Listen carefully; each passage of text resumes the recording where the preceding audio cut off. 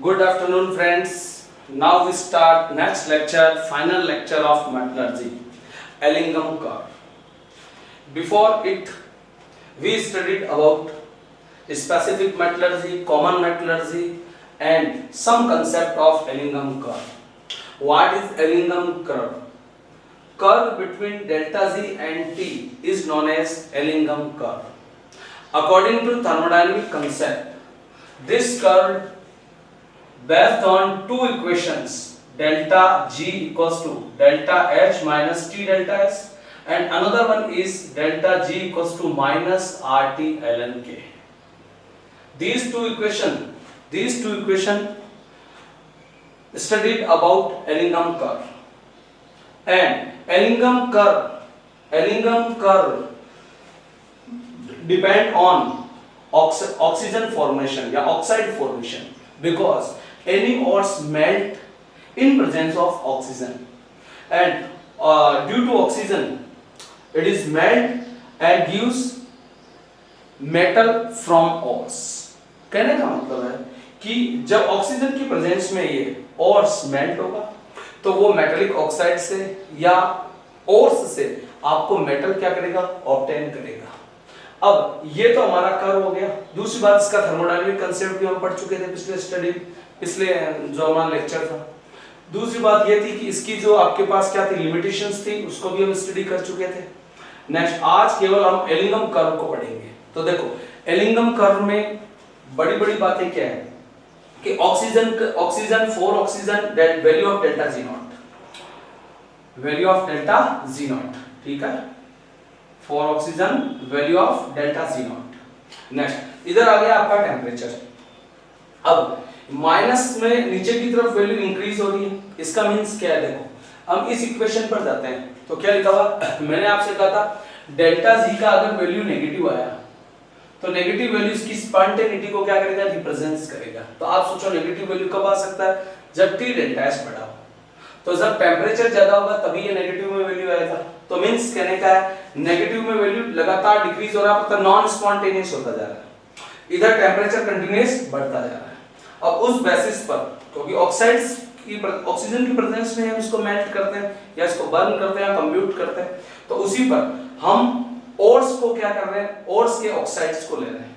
तो सपोज किया कि हमारे पास कोई मेटल है M और इसको ऑक्सीजन से आपने रिएक्ट करा के बनाया MO, बैलेंस कर दो 2M. तो ये जो आपका मेटेलिक ऑक्साइड बना, इस मेटेलिक ऑक्साइड में जो डेल्टा H बनी है, इस डेल्टा H या यूं कह सकते हो डेल्टा H को हम क्या कर लेते हैं, डेल्टा H को थोड़ा इग्नोर करके इसकी जगह हम ले लेते हैं डेल्टा S, एंट्रोपी. तो एंट्रोपी, क्योंकि हो सकता है कि ये मेटल जैसे सॉलिड थी तो गैस में कन्वर्ट हो गई या लिक्विड में कन्वर्ट हो गई, फेज इसमें चेंज आया और फेज चेंजेस की बेसिस पर डेल्टा S को नोट कर लिया. डेल्टा S का नेगेटिव में वैल्यू आया तो डेल्टा G नेगेटिव में हो गया, तो वो ग्राफ किधर आएगा, नीचे की तरफ. ठीक है, तो इस बेसिस पर ये ग्राफ आपने क्या किया, रिप्रेजेंट किया है. और ग्राफ को जैसे कैल्शियम का ऑक्साइड CO, मैग्नीशियम का NGO, उसके ऊपर एल्युमिनियम का, फिर क्रोमियम का, फिर जिंक का, फिर यहाँ कार्बन और कार्बन मोनोऑक्साइड को, इसको हम अलग से सेपरेटली अभी स्टडी करेंगे. ये फेरस का हो गया, ये कॉपर का हो गया. है क्या इसमें, जनरली ये बातें आपको याद नहीं करनी, बस आपको ये ध्यान रखना है कि एलिंगम जो कर्व है उसका कंक्लूजन्स क्या है. तो ग्राफ का कंक्लूजन्स, पहली बात तो यही है कि डेल्टा S की एंट्रोपी की बेसिस पर हमने क्या चेक किया, डेल्टा G की नेगेटिव और पॉजिटिव में वैल्यू चेक किया कि वो किधर ज्यादा किधर कम है. दूसरी बात, ग्राफ में कुछ जो लाइंस आ रही है वो एकदम स्ट्रेट लाइन आ रही है, और कुछ लाइन क्या हो रही है आपके पास, कर्व्ड हो रही है. जहां पर फेज चेंज हो रहा है वो कर्व्ड है, जहां पर फेज चेंज नहीं है वो स्ट्रेट लाइन है.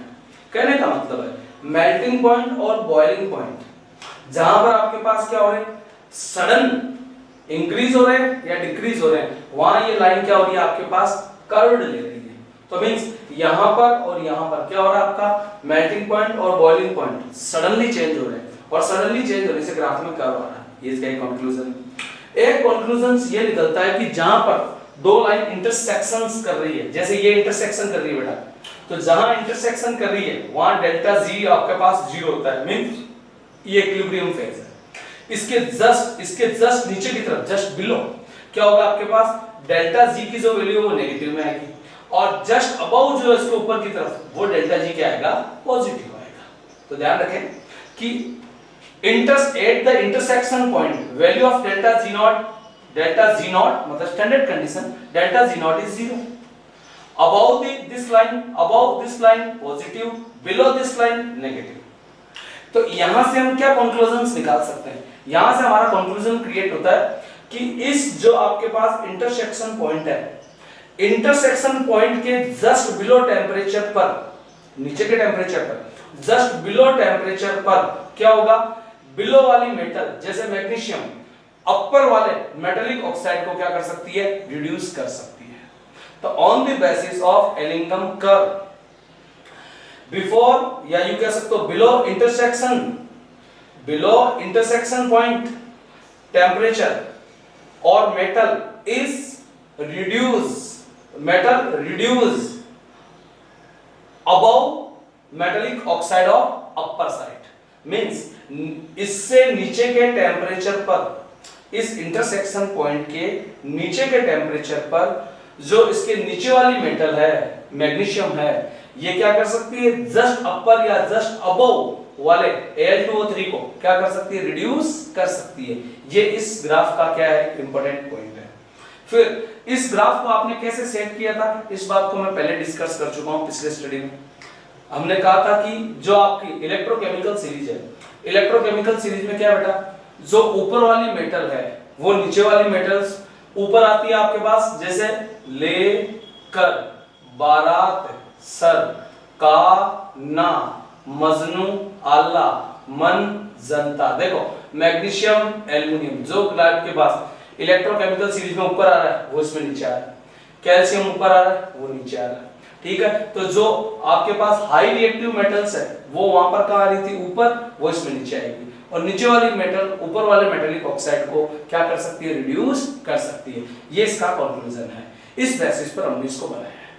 अब आपको याद करने के लिए एक तो ये तीनों पॉइंट है जो ग्राफ में दिख रहे हैं, कार्बन और कार्बन मोनोऑक्साइड, तो इसको मैं एक तो साइड में ले रहा हूं पहले, तो देखना इसमें आपको पूछ सकता है रिड्यूसिंग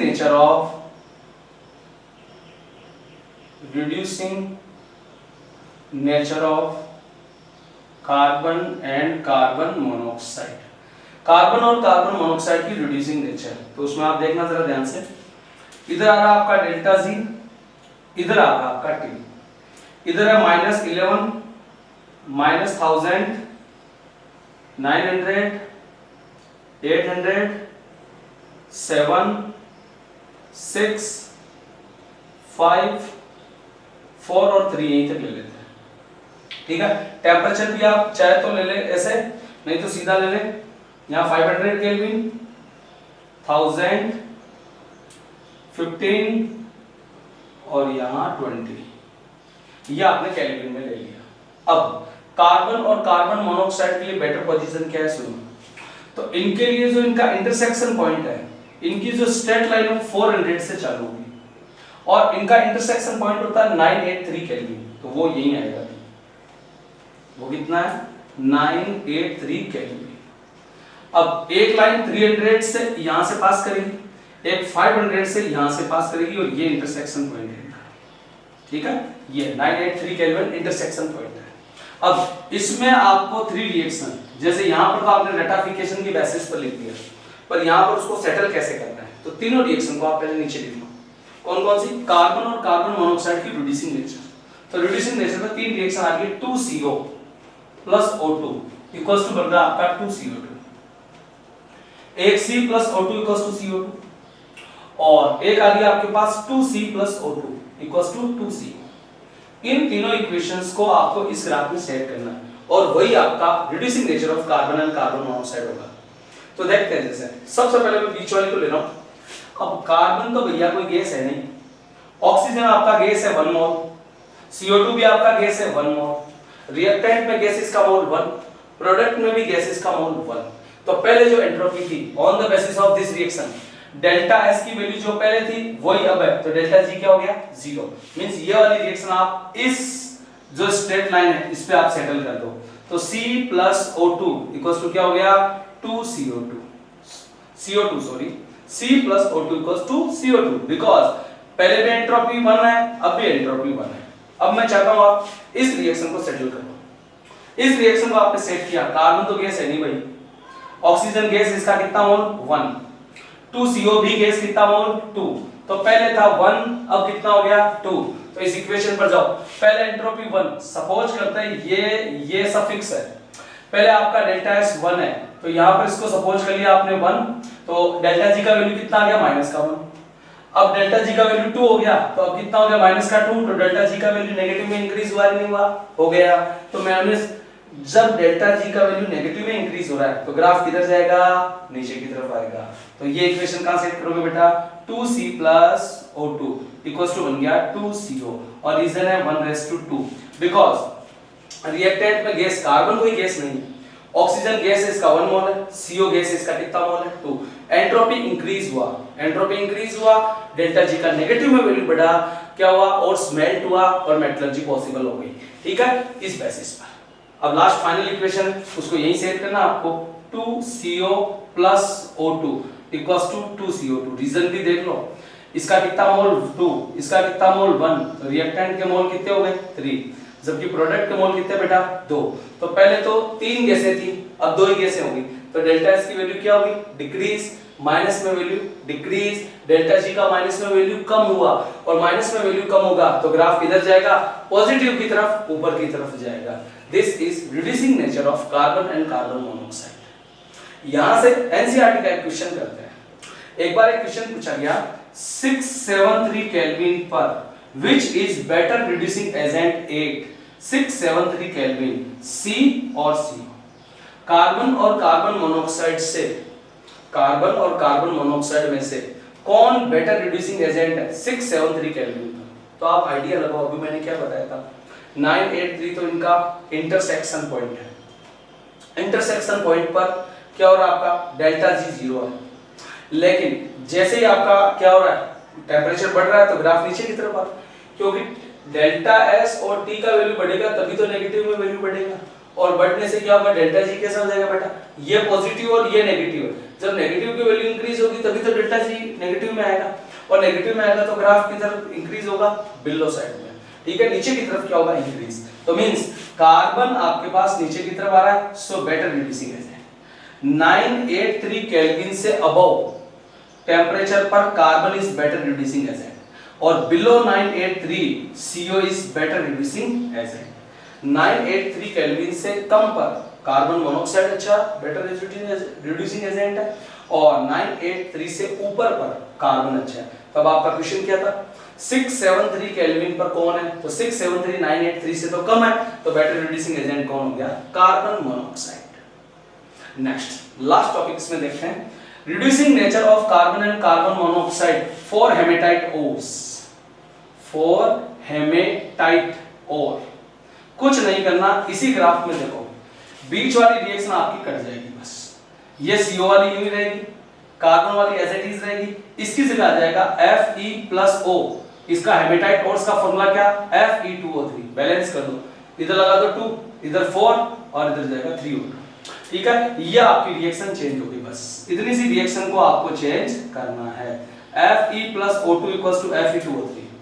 हाँ बेटा, एक चीज और चेंज होगी, जो इसका इंटरसेक्शन पॉइंट है कार्बन और कार्बन मोनोऑक्साइड का, वो तो है 983, लेकिन जैसे हेमेटाइट ओर्स होगा तो इंटरसेक्शन पॉइंट थोड़ा आगे चला जाएगा, और वो कितना होगा, 1073 केल्विन हो जाएगा।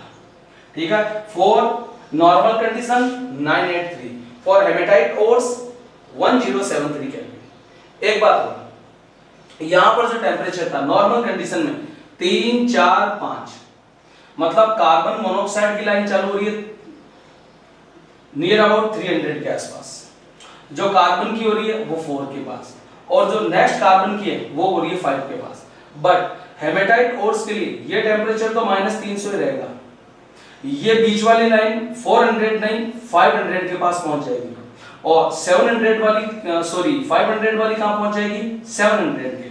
तो फॉर हेमेटाइट ओर्स 3 5 7, यहां पर जो आपका टेम्परेचर है, यहां 4 की जगह 5 कर लेना 500, और 500 की जगह 700 कर लेना। कार्बन और कार्बन मोनोऑक्साइड 3 4 500, हेमेटाइट ओर्स 3 5 700। ठीक है, यह आपका एलिंगम कर्व कंप्लीट हो गया। ठीक है, तो एलिंगम कर्व में आपने क्या देखा? एलिंगम कर्व में हमने ये देखा कि कोई भी मेटल है वो ऑक्सीजन से रिएक्शन करके मेटालिक ऑक्साइड बना रहा है। जब वो मेल्ट होता है ऑक्सीजन की प्रेजेंस में, तो ऑक्सीजन के लिए डेल्टा जी नॉट फाइंड कर लिया। ऑक्सीजन की प्रेजेंस में तो उसकी डेल्टा एस चेंज होती है, एंट्रोपी चेंज होती है, और उसी एंट्रोपी चेंज की बेसिस पर मैंने आपको कार्बन और कार्बन मोनोऑक्साइड का ग्राफ रिप्रेजेंट किया। अब मोटी बात कि जो आपके पास ग्राफ में नीचे वाली लाइनें वो इलेक्ट्रोकेमिकल सीरीज में मोर रिएक्टिव मेटल्स है। मोर रिएक्टिव मेटल्स को कहां पहले से मिला? नीचे की तरफ। लेस रिएक्टिव को कहां मिला? ऊपर की तरफ। पहली बात, यह ग्राफ रिड्यूसिंग नेचर को बताता है, कौन सी मेटल किसको रिड्यूस कर सकती है। दूसरी point, conclusions of Ellingham curve. दूसरा पॉइंट क्या आपके पास, जो लाइनें एकदम स्ट्रेट लाइन चल रही है, इसमें कोई फेज चेंजेस नहीं आ रहा। जहां लाइन चेंज हो रही है, मेल्टिंग पॉइंट और बॉइलिंग पॉइंट सडन क्या हो रहे हैं? चेंज हो रहे हैं, और सडन चेंज होने से क्या हो रहा है? उनमें चेंजेस आ रहे हैं। तीसरी बात, जो आपके पास इंटरसेक्शन पॉइंट्स है, किसी का भी मिलन बिंदु है, इंटरसेक्शन पॉइंट, ठीक है, इंटरसेक्शन पॉइंट पर डेल्टा जी नॉट 0 होता है, और नीचे की तरफ नेगेटिव होता है, ऊपर की तरफ पॉजिटिव होता है। एक बात और, जहां इंटरसेक्शन पॉइंट है उससे जस्ट बिलो टेम्परेचर पर जो नीचे वाली मेटल है वो ऊपर वाली मेटल के ऑक्साइड को रिड्यूस कर सकती है। नेक्स्ट, ये ग्राफ किसको बताता है? फेज कंक्लूजन्स को भी बताता है कि गैस से सॉलिड, पता ही चल रहा है आपको कि अगर कोई गैस से सॉलिड है तो वो ग्राफ कहां जा रहा है? ऊपर की तरफ क्या होगा? जाएगा। जबकि दूसरी बात क्या आपके पास, अगर उसमें डेल्टा जी का वैल्यू नेगेटिव में आ रहा है तो ग्राफ किधर जाएगा? नीचे की तरफ आएगा। अगली बात, कार्बन और कार्बन मोनोऑक्साइड की रिड्यूसिंग नेचर सिंपली और हेमेटाइट ओर्स के लिए, तो सिंपली में कितना आ रहा है? 983 हो रहा है इनका इंटरसेक्शन पॉइंट, जिसमें 983 से कम पर CO बेटर रिड्यूसिंग एजेंट है और अबव पर कार्बन है। ऐसे हेमेटाइट ओर्स के लिए कितना आ रहा है? 1073 केल्विन आ रहा है। ये आपका एलिंगम कर्व पूरा और मेटलर्जी भी कंप्लीट। पूरी मेटलर्जी के नोट्स बना ले दोस्तों, जैसे हम क्लास में पढ़ते हैं एक एक पॉइंट को, वैसे ही। एक चीज और मैं आपसे डिस्कस करना चाहूंगा, कुछ बच्चों ने मुझसे पूछा था कि जो कॉपरमेट है, देखो कॉपरमेट बेटा क्या है? जनरली जो कॉपरमेट है वो होता है Cu2S और FeS का मिक्सचर, ठीक है, ये होता है मिक्सचर। बट हमारे राजस्थान बोर्ड की जो बुक है उसमें क्या दे रखा है? Cu2S और Cu2O। तो हमें राजस्थान बोर्ड के लिहाज से ये याद करना पड़ेगा, बिकॉज उसने इसका ऑक्सीडेशन, बेसिमलाइजेशन से ऑक्सीडेशन करा के यही फॉर्म हमें बोला है। तो क्या Cu2S एंड Cu2O का जो मिक्सचर है वो कॉपरमेट है। बाकी जो हमारे कंपटीशन एग्जाम है उनकी सारी बुक्स में कॉपरमेट क्या दे रखा है? Cu2S और FeS का मिक्सचर है, ठीक है। RBSc की किताब में ये दे रखा, हमें ये याद करना पड़ेगा। चाहे हम NCERT को देखें या हम बाकी जो अपने कंपटीशन गाइड है उसमें Cu2S और FeS का मिक्सचर होता है, वो कॉपरमेट है, ठीक है। तो आपको राजस्थान बोर्ड में यही याद करो, Cu2S प्लस Cu2O का मिक्सचर क्या आपका? कॉपरमेट कहलाता है, ठीक है। कंपटीशन के लिहाज से ही होगा। तो ये आपका मेटलर्जी कंप्लीट है। नेक्स्ट सेशन कल से हम नया चैप्टर स्टार्ट करेंगे। चैप्टर के नोट्स बना लें, नोट्स बनाते हुए पढ़िए।